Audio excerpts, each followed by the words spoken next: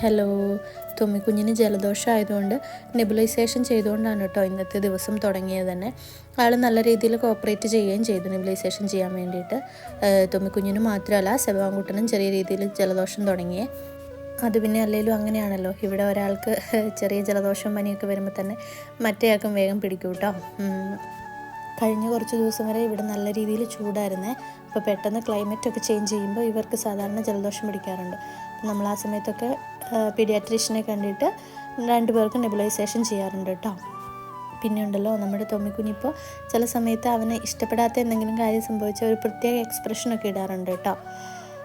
പിന്നെ ഇന്ന് അപ്പ ചെന്നൈക്ക് പോവുകയാണേ. ഇനി 2 ആഴ്ച കഴിഞ്ഞിട്ട് അപ്പ തിരിച്ചു വരുള്ളൂ. അതുകൊണ്ട് തന്നെ രാവിലെയുള്ള സമയം കൂടുതലും മക്കളുടെ കൂടെ ഇരിക്കാനായിരുന്നു അപ്പ ശ്രമിച്ചുകൊണ്ടിരുന്നത്. പെട്ടിയൊക്കെ പാക്ക് ചെയ്ത് അപ്പ പോകാൻ ഇറങ്ങിയപ്പോഴേക്കും തുമ്മിക്കുഞ്ഞ് കയ്യിൽ കയറി കേട്ടോ. ആരെങ്കിലും എവിടേക്കെങ്കിലും പോകാൻ